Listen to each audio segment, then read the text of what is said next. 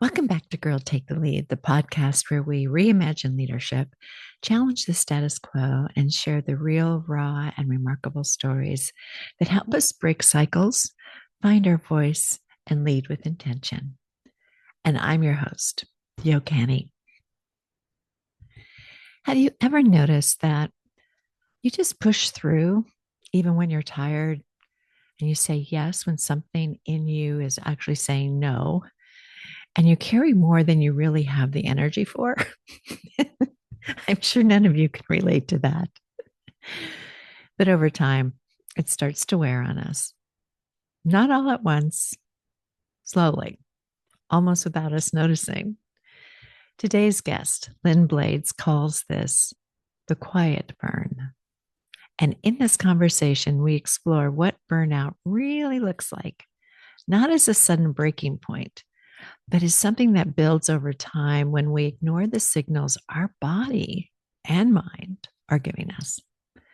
We talk about the pressure so many women feel to prove themselves, the difficulty of setting boundaries, and why something as simple and as powerful as the word no can be hard to say.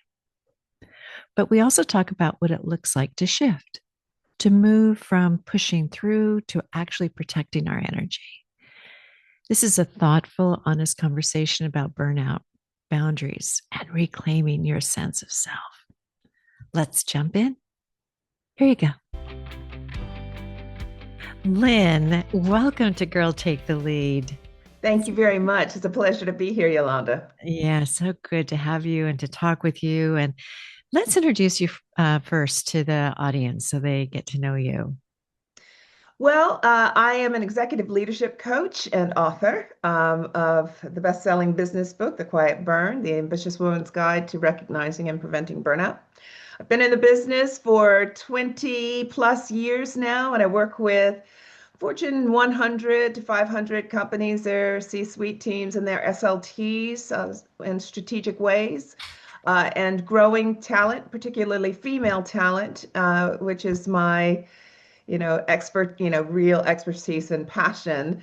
And really, I go across industries from big banks, Bank of America, Royal Bank of Canada, Royal Bank of Scotland, KPMG, EY, to Universal Studios, Sony Music, Warner Brothers. So it is a real cross section of people that I work with, and I love what I do. Yeah, wow, what a what a list. Well, congratulations on all of that success. That's just wonderful. I know we'd love to hear more about your book. So you have to tell us more about The Quiet Burn. You know, when I wrote this book, nothing makes you an expert on something like experience. And I experienced serious burnout myself. And it was during that time that I realized that I had to slow down and there needed to be this sense of self-preservation. And also, I had to ask myself a lot of questions. So I was scaling my business back before the pandemic hit, and I was having lower back problems. And I went to a specialist, and he said, listen, you need to do something about this now, and you probably should have some physical therapy. And I said, yeah, yeah, yeah, yeah. And I didn't get around to it. And I think I was just really in the midst of doing my job and enjoying my job. And lo and behold, the pandemic hit. And when the pandemic hit, my business exploded because I had been on Skype, I had global clients, I was used to working online. It was nothing new to me. So my people were like, help. And I was like, yes. But what I didn't take into consideration was that I'd be doing double duty, so I'd have my husband and my daughter who was about to start her master's and all of a sudden was stuck in the house and looking after him. He's a film producer and a big film producer and a workaholic, and he was losing his mind. And then I was also juggling my clients, and that pressure, Yeah. it was exciting, but that pressure started to wear away at me. And one day when we were allowed out to go have our little walk, I found it very difficult to walk, and that was frightening. And within 2 weeks, I was in the hospital having major back surgery. So the lower two disc in my back had collapsed, and I had to have a titanium cage put into my back. And yeah, now that's the foundation I Oh. am propped up by. And that gave me a lot of time to think. I was on 1,800 milligrams of nerve blockers for about 6 months, which made me absolutely dozy. Mhm. And I said, this is crazy. How did I get here? How did this happen to me? Mhm. Constantly trying to prove myself, build a second career, in spite of the fact that I had many achievements prior to Mhm. this. I Mhm. was an award-winning journalist in America. I had 15 years National Press Club Award, a Peter Liskor Award for investigative journalism, local Emmy, all kinds of stuff. But I still felt I had to prove myself. Put your head Mhm. down, work Mhm. hard, you'll get the rewards. Mhm. And at the end of the day, that was just bullshit, wasn't it? Because I sacrificed my health Yeah. for what? For what? Yeah. And then I started to see the very same traits Mhm. in the women I coach. So this book just came to me and I had to write it. And it did happen like that. I had to write it. And I think if I write another book, it has to happen that way. Yeah. Hopefully, not from that kind of pressure, born from that kind of pressure or experience, but that it just hits me and it comes out. And my hope was simple and bold. And I didn't want women to just recognize burnout. I wanted them to reclaim agency through Mm. reading this. And when I wrote The Quiet Burn, I wanted readers to walk away knowing, you're not broken. You're not failing. You are responding to systems that are and expectations and pressures that were never designed with our sustainability in mind, Yeah. us as women. Yeah. Well, you have a wonderful metaphor in the book about burned toast and how we're like that sometimes. You want to tell our audience a little bit about that? Well, you know how we put toast in the toaster, and sometimes, we forget it's there and we take it out and we salvage it. We take that little bit of burnt crust off, Right. and we eat it. But you can't continuously take off the burnt bits. Eventually, there's nothing left but crumbs. And that's what it feels like. It happens gradually. You get worn down gradually. You keep scraping off those layers of crust, and Right. what's left underneath is the thing that you keep putting into the toaster, the thing you keep wearing down until eventually you break. You've got it, and it's there. So Mhm. no one wakes up and says, today I feel like it's a full burnout moment. It's insidious. It kind of creeps up on you. Yeah. And that's the thing that you have to be really aware of. A little more tired than usual, a little less patient, a little more numb, all Mhm. of those things, a little more resentful, you know, all of Right. those things are the things that make you go, should be the intuitive things that make you go, something's wrong.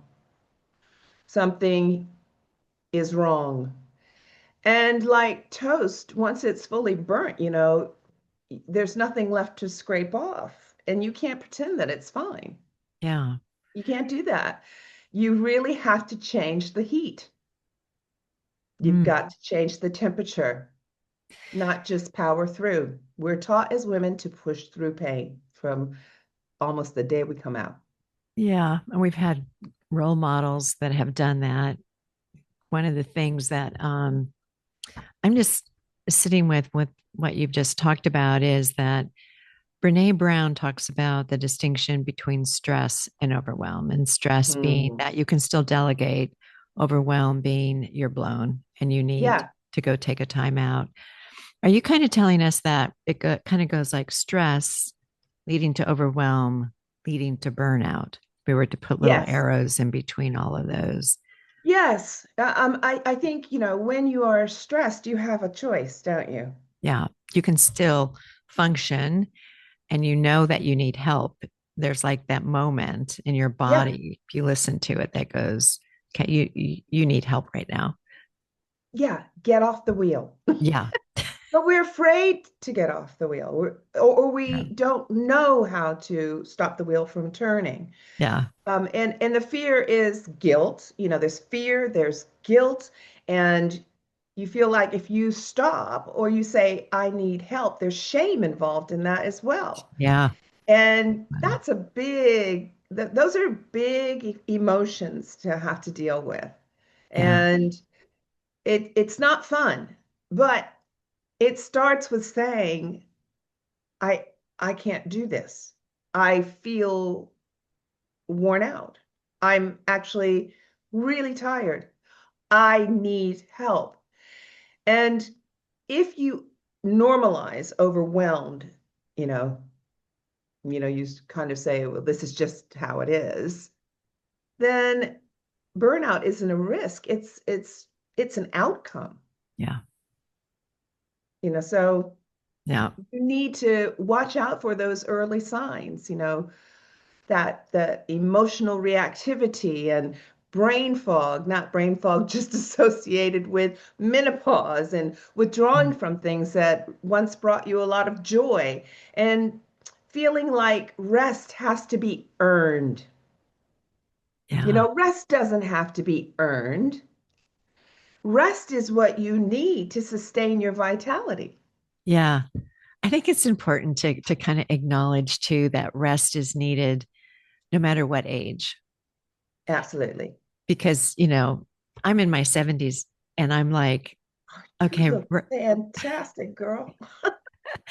but I know that I need rest. And I used to just push through it. Just Yeah. push, keep going, keep going, keep going. And now I just go, nope, not doing that anymore. I'm taking my rest. But To, it's awfully good to give every woman permission, no matter what age, to take to, that rest. to be still. Yeah. Stop and be still. When your body says stop and be still, stop and be still. Yeah. you know, Yeah. it's not that we don't get the signals. We absolutely get the signals, but we choose to ignore them Yeah. because we're trained to ignore them. You Yeah. know, You kind of mentioned in your book a little bit about the Anjali ad back in the 70s. You got, and some of our audience are definitely Gen Zers. So you might have to tell them a little bit about that ad and what it looked they like. won't get it. Yeah, There was an ad. bring home the bacon, fry it up in the pan, and never let you forget you're a man because you're a woman. What kind of nonsense is that? But we all sang along. Yes, we did. We did, and thought it was right. I thought we were really striking an independence, you Yes, know. yes, that's the thing. That was what we equated independence with. And actually, if you really think about it and listen to the words, it just means you're slaving to the rhythm. So, so Lynn, if we were going to do the ad today, what would it look like? What would we design? Oh man, get your own. I think there'd be a lot of delegation. There would need to be Oh all yeah. these spokes coming out. Oh Um, yeah. I mean, and honestly, I would be saying, look after you, girl. Do I love you? that. Do You you? you do you. I have a You do card in the you. store that's just like that. I think my husband, he's so funny. He's just as he's just seen me. I've always been actually we're both quite independent people Yeah. and not particularly needy. It's probably why I've been married for 36 years. But am the person who one of my de-stressors is actually cooking. So Uh-huh. I do come home and I will cook and chop, chop, chop. I love that. And then the satisfaction of having something nice and healthy and Yeah. nourishing at the end of it is great. So why would I cook for only myself? But if I don't want to cook, I'm like, get your own. And I think as it's more has been more get your own, do it yourself. You're a smart person. Why can't you turn that on? He's just seen it get grow more and more through the years. I definitely get that.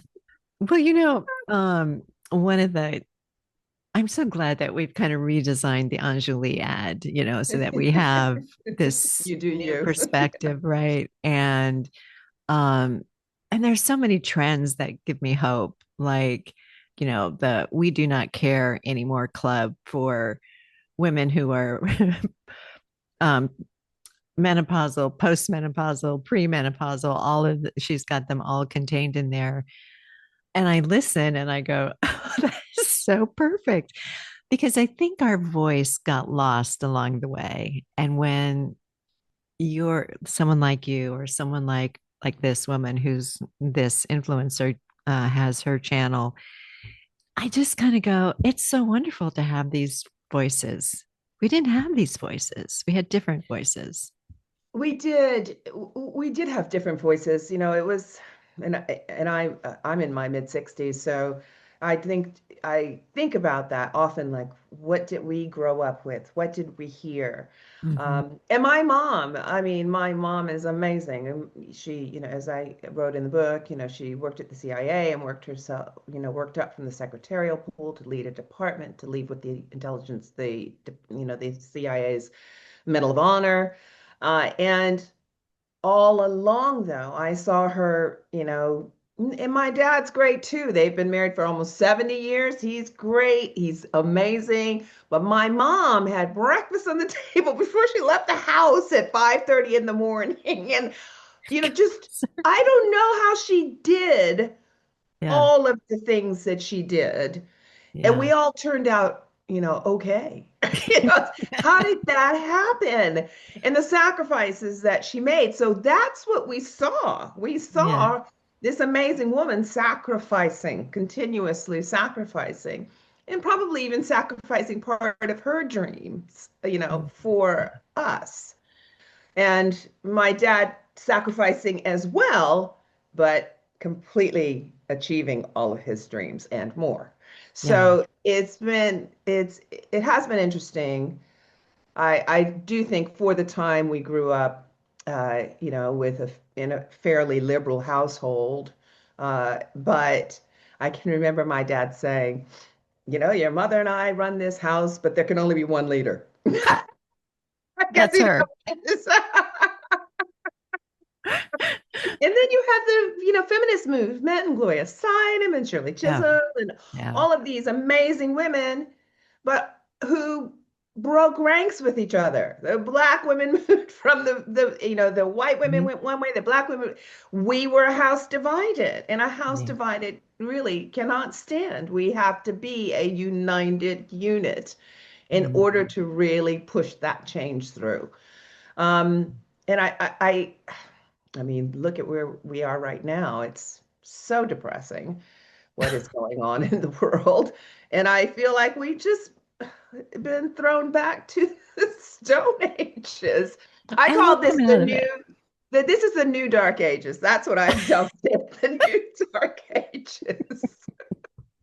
It's It's so really great. sad. It's so sad. It's so Well, I sad. know And that there's a lot we're learning through this time, and that will shape us in the future for sure. And I so appreciate the book that you've brought forward, because I think, the burnout and the recovery from it, that's one of the things I think that you're talking about now, right? Sustainable vitality. yes, yes. And why don't we talk a little bit about that? Because I know that contributes to our well being a lot.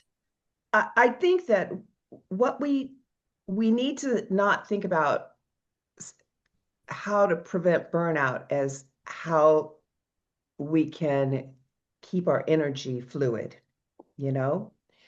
And that requires a lot of thinking and changing behaviors.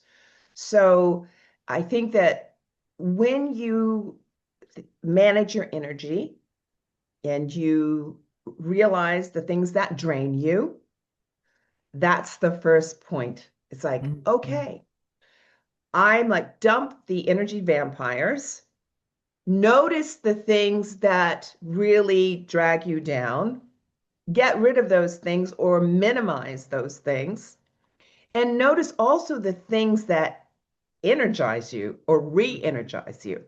What are those things? Just taking the time to slow down long enough to understand that is a crucial element in sustaining your vitality. If you can look at it objectively and go, these are my triggers. This is what really sucks me dry, and these are the things that the things that really re-energize me. So Yeah. whether that is exercise, sleep, getting rid of people who don't give back, learning how to say no, when yes is coming out of your mouth, but no is screaming inside of your head. All of those things help you preserve your energy and eating right, nourishing yourself in a way that gives you energy. Yeah. So cutting the sugar out and making sure you're getting all those different colors into your diet, and eating properly. And then there's the boundaries. You have to set boundaries and not let people compromise them. Yeah. And people will compromise your boundaries if they know that you're soft on them. Hmm. So you have to be able to say no and mean no. And I think that that's very difficult for a lot of people. I mean, men and women, because when you say no, sometimes you feel guilty or you think Hmm. people will think, you're not a team player or Right. you're going to miss out on something because you say no. I don't think that way. I say no when I mean no, and I'm not going to compromise it. Yeah. You're not going to It's- apologize either. You're just I'm going to not going say, to apologize. I'm yeah. not going to apologize for Yeah. saying no because if I've said it, I really mean it. Yeah. You know? Yeah. Yeah. So it's a beautiful word, and no means self-respect, no means boundaries, no means that in this particular case, there's not a compromise. So Yeah. why compromise yourself? But no is beautiful. Yeah. It's a beautiful word, and it will protect you. That's what it's there for. It will create boundaries Yeah. between people and situations that do not allow you to be vital and sustain that vitality. And also, you need support. So, creating support systems, Hmm. and with people that you know are there that will help you, that are there for you, that you can rely on, that will give as much as you give to them. It's a give and take type of relationship. That's also really important to maintaining your vitality because you can count on people to help you out if you just open your mouth and ask. And that's a Yeah. problem too. We Yeah. don't we don't want to ask. There's the Yeah. fear in asking or the shame in asking, and that's really sad because we are human beings and we need to be able to rely on each other, to Yeah. be I able to agree. create balance. Listen, I'm not saying that, you can always live in balance. We can't. It's not realistic. And I'm also not saying stop multitasking, although I really don't believe in multitasking because that means you're doing everything at 60%.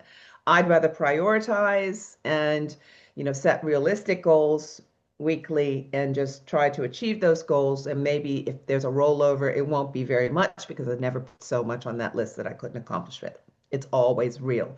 Keeping it real is incredibly important. But if you have weeks, and so there are situations and seasons where you could be very busy, and that's okay, but that has to be balanced with those times where you can recover from that season. Hmm. Hmm. And it's more than a season of busyness if you can never recover. Yeah.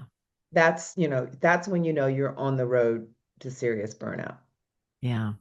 Well, I think that's when we need our naps more. I wish I could take a nap.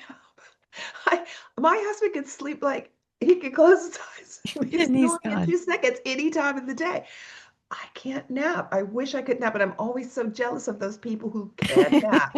That they always say that 20-minute cat nap is all you need to Yes. revive yourself. I can't do You don't that. sleep on airplanes probably either. Oh no. That's the Oh. thing, Okay, I must self-confessed. I control has been an issue with me all my life. So letting go of control. I'm very, very good at delegating now, Good. and letting go of control. But that was an issue for me, and that's part of the reason why I burnt out. Was because I couldn't let go of control. Yeah. Well, that's so good to have It's a the big thing. observation and to Yeah, it's a really big thing. see that. I know Yeah, for I me, it's want a to fly the question. plane. I hate flying, but I want to fly the plane. Just let me drive it. I'll get us there. Oh my God. Okay, well, we could talk forever, but there's a passage in your book that I loved called I Deserve. Can you read that for us? Sure. Given the constant experience of being undervalued, particularly in the face of systemic bias and social pressures that affect women, it becomes effortless to internalize a feeling of inadequacy and unworthiness.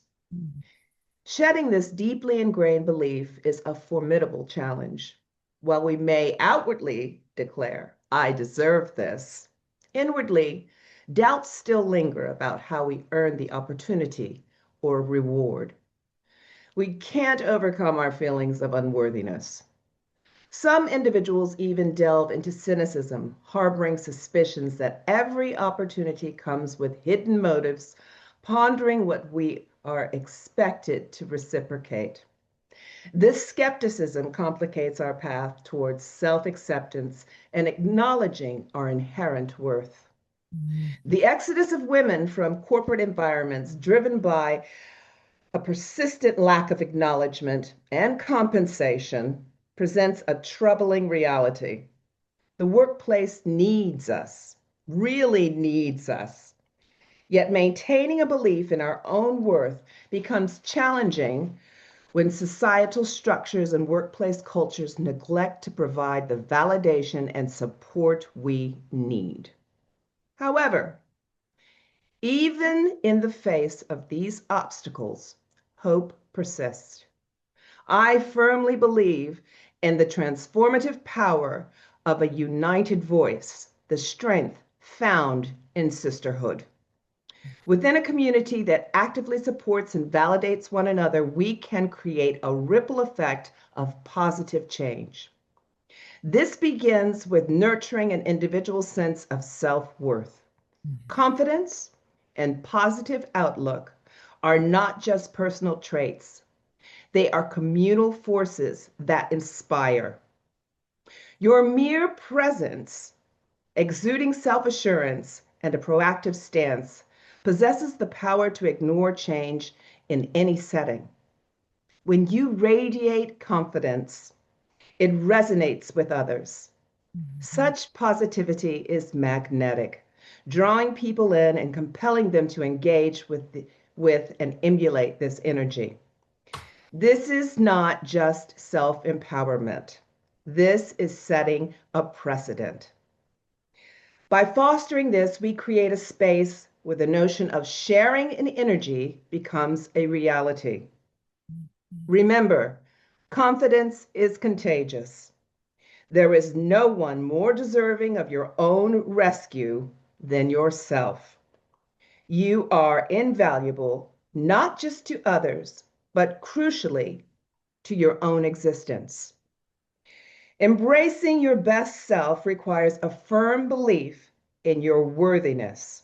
It can only begin from within you. Prioritizing your needs is not just for your own benefit. When you prioritize yourself, it ultimately uplifts everyone around you. By extending compassion to yourself, tuning into your inner voice, trusting your instincts, and making choices that are right for you, you can change the world one person at a time. Wow, I just love that. I love confidence is contagious. And I've it is. been playing around with this idea of beauty and that it's not the physical beauty that really makes someone attractive. It's that inner beauty, that People feel confidence. it. Yeah, People feel it. It's visceral. It's a visceral thing when you're around someone who exudes that kind of energy, radiates that kind of energy. You can't help but feel it. You yeah, want to be around those people because they're giving off such amazing energy. yeah. Just like you are right now. So thank you Oh, for that. you're very, very kind. Thank you. My pleasure. Is there anything else you'd like to cover before we end our episode?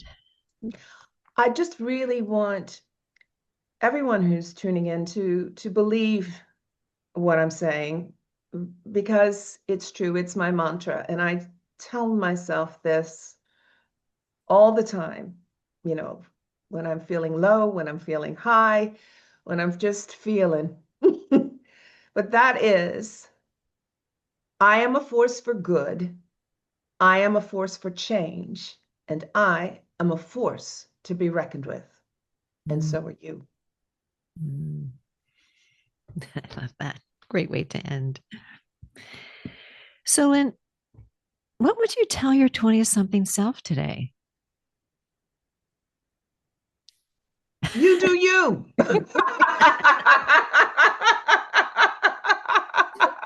You got this, girlfriend. You do Don't you. take no for an answer. It's beautiful. Oh, I know you got a chance to go to the online store and there was an item there that spoke to you. I know that you liked the stand up. I do like the stand up. I am a person who has things around me. I like to, look around and see things that inspire me. And I often have either photographs or slogans and sayings or just a beautiful postcard that I like to look at. And I thought that that was perfect.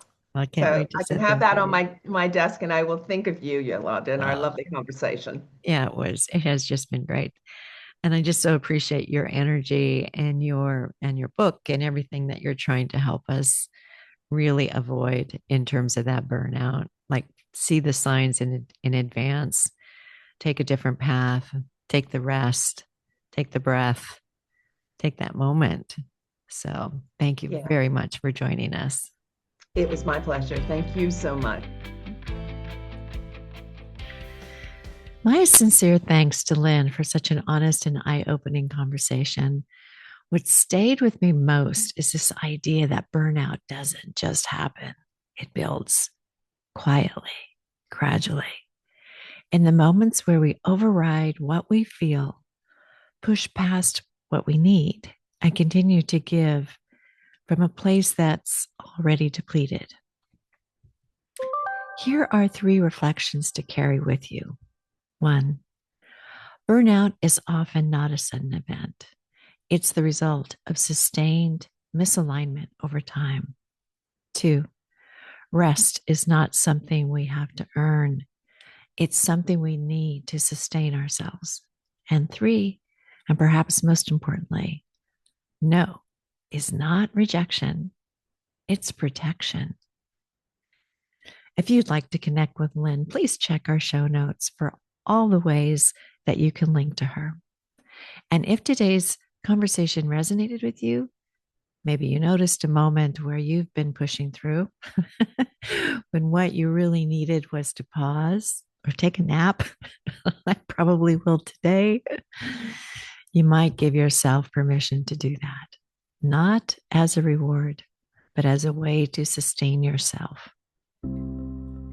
And speaking of what comes next, over the next few weeks, as I step into a very special life moment, my daughter's wedding, I'll be taking a little more space and sharing a short series of conversations and reflections that feel especially meaningful to me right now. We'll explore what it looks like to let go of control, to hold both joy and grief at the same time, and to navigate the relationships that shape us, even some of the more difficult ones. Because sometimes the most important leadership moments are happening right in the middle of our lives. As always, thank you for listening, for sharing these conversations, and for being a part of this community that helps leadership grow through curiosity, courage, and reflection. Until next time, be gentle with yourself, protect your energy, listen inward, lead outward, and remember, you don't have to prove your worth by pushing past your limits. Talk soon. Bye.